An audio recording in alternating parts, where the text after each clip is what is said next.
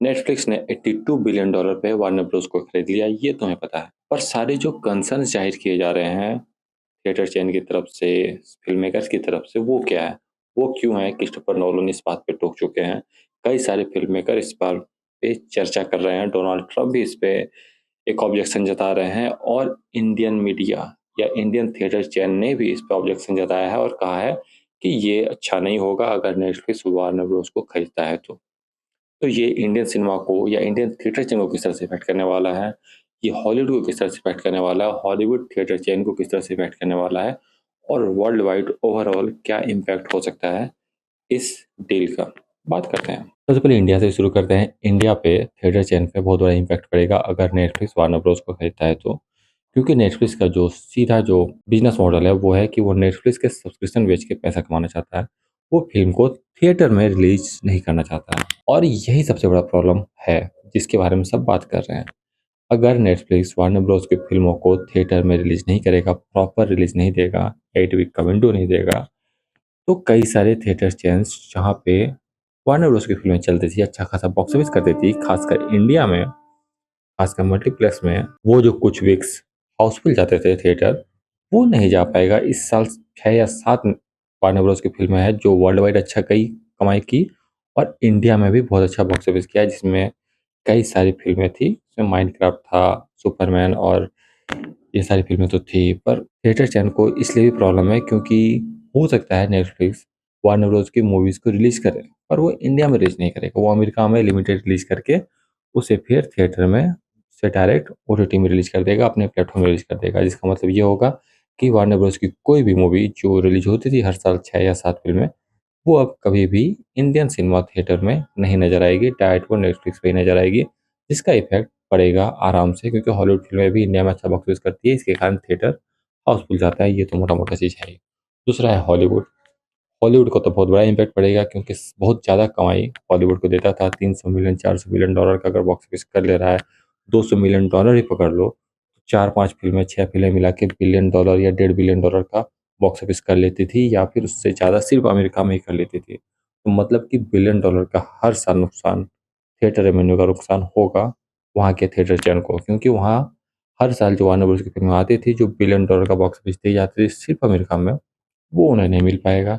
इसके कारण वहाँ के भी थिएटर चेन को प्रॉब्लम है कि उनका $1 बिलियन का जो बॉक्स ऑफिस रेवेन्यू था उस या उससे ज़्यादा, कभी-कभी $2 बिलियन भी चल जाए, तो वैसा वाला बॉक्स ऑफिस उनसे छीना जाएगा अगर नेटफ्लिक्स इसे खरीद रहा है तो, और खरीद चुका है।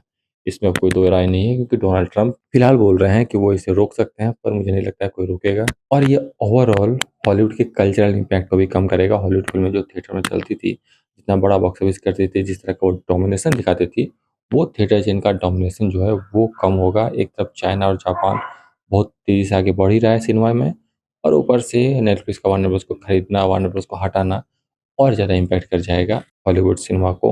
और हॉलीवुड जो थिएटर में अच्छा रेवेन्यू करता था और थिएटर में डोमिनेशन दिखाता था थिएट्रिकल चेन में हर जगह, वहाँ एक कल्चरल और बिग इम्पैक्ट पड़ेगा। तो ये एक कंसर्न है जो क्रिस्टोफर नोलन बाकी सारे लोग जाहिर कर रहे हैं। और सबसे बड़ा प्रॉब्लम ये होगा कि नए फ़िल्म मेकर्स को मौका नहीं मिल पाएगा क्योंकि एक डोमिनेशन चल जाएगा, एक नेटफ्लिक्स इतना बड़ा चेन बन जाएगा, इतने बड़ा ओआईपी खुद रखा हुआ है और वार्नर ब्रोस को भी ले लिया, जिसमें DC Studios, game of thrones, friends और हैरी पॉटर, बाकी बहुत सारी सीरीज आ जा रही है। तो मतलब कि बहुत बड़ा वो जो चीज़ों को वो कंट्रोल करेगा। अब जिस तरह से वो कंट्रोल करेगा उस तरह से सिनेमा आगे डिफाइन होगा और सिनेमा का जो न्यू डेफिनेशन है वो नेटफ्लिक्स ही लिखेगा, क्योंकि वो काफ़ी ज़्यादा चीज़ों को कंट्रोल कर रहा है, काफ़ी बड़ी बड़ी फ्रेंचाइज को कंट्रोल कर रहा है, पूरा डीसी कॉमिक्स को कंट्रोल करने वाला है। उसके अलावा Harry Potter, euphoria, game of thrones जैसी सीरीज को कंट्रोल करेगा। तो समझ रहे हो कितनी बड़े वे में वो कंट्रोल करने वाला है पूरा ग्लोबल ग्लोबली हॉलीवुड के रिप्रेजेंटेशन को। हॉलीवुड किस तरह से रिप्रेजेंट होगा ये नेटफ्लिक्स अब तय करेगा काफ़ी बिग वे में।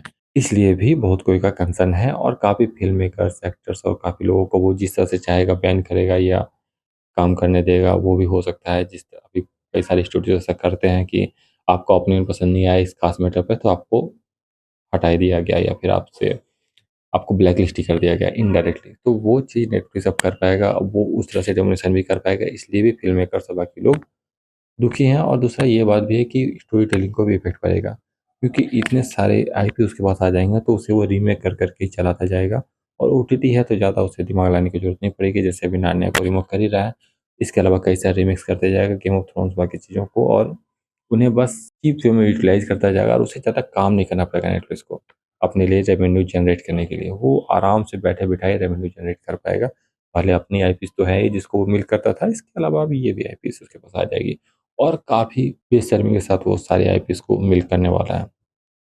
ये भी स्टोरी टेलिंग के लिए एक बहुत बड़ा खतरा साबित होगा। बाकी सारी काफ़ी सारी अलग चीज़ें भी हैं जो इनडायरेक्ट वे में इफ़ेक्ट करेगी, जो हॉलीवुड और वहाँ के लोगों को ही पता चल सकता है कि वो किस तरह से उन्हें इफ़ेक्ट करेगा। पर हाँ, नेटफ्लिक्स, वार्नर ब्रॉस का खरीदना ना सिर्फ एज़ एन ऑडियंस तुम्हारे लिए बुरा है, फ़िल्म मेकर्स के लिए बुरा है, वहाँ के लोगों के लिए बुरा है, थिएटर चेन्स के लिए बुरा है, सबके लिए ये एक गुड न्यूज़ नहीं है। इसे एक सही वे में इस डील को कंप्लीट करने की ज़रूरत है, कुछ रेगुलेशन लाने की ज़रूरत है, कितनी फ़िल्में, कितने वीक्स तक आपको रिलीज़ करनी होगी।